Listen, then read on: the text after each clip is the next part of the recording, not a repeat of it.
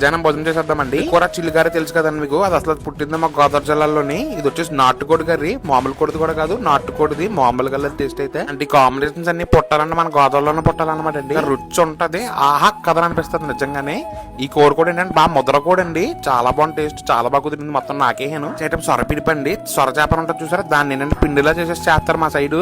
అది తిరిగిపోద్ది నిజంగానే. ఈ క్లైమేట్ కి వింటర్ కి తినాలన్నమాట, బాగుంటది బాడీకి.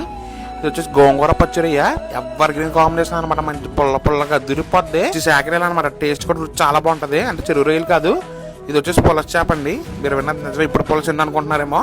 అలా బాలస్కూర్ సంతలో మొన్న ఎందుకు కనిపించింది అనమాట, కొన్నాను. పెద్ద రుచి ఉన్నదేమో అనిపించింది, కాకపోతే టేస్ట్ అయితే చెత్త కొట్టింది నిజంగా. ఒరిజినల్ చేపలా అనిపించింది. అంటే ఈ రోజులు ఏంటంటే ఇప్పుడు అంత పెద్ద టేస్ట్ అనిపించదు, కానీ ఇదైతే నాకు చాలా బాగా నచ్చింది, నా ఫేవరెట్ పీస్ ఇది. నెక్స్ట్ వచ్చి సంక్రాంతి పిండి వంటలు అండి. సంక్రాంతి అయితే ఎన్నో రోజులు లేవు కదా, ఈ కాంబోస్ అనమాట అండి. చాలా ఆర్డర్స్ వచ్చినాయి అనమాట, అన్ని రెడీగా ముందే ప్యాక్ చేసి రెడీగా ఉంచుకోవాలి అనమాట. ఈ రోజు పాటలు చాలా రోజు ఎంజాయ్ చేస్తున్నాం.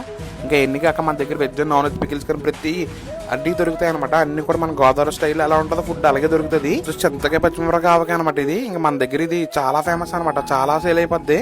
కొద్ది రోజుల్లో అయిపోద్ది అనమాట, సీజన్ కూడా అయిపోతుంది. ఇంకా అలాగే నెయ్యి కానీ నాన్ వెజ్ పికిల్స్, ప్రతి చికెన్ లెగ్ పీస్ పచ్చడి కానీ, ఇంకా అసలు పొంగడాలు, ఇవన్నీ సంక్రాంతి స్పెషల్ ఐటమ్స్ అనమాట. నేను నాకు మెసేజ్ చేయండి, పైన నెంబర్ ఇస్తాను, వాట్సాప్ మెసేజ్ చేశారంటే దానికి మీరు లింక్ పంపిస్తాం అనమాట. కాంబోస్ అయ్యి అయితే చాలా బాగుంటాయి, ట్రై చేయండి. మళ్ళీ నెక్స్ట్ వీడియోలో కలుద్దాం.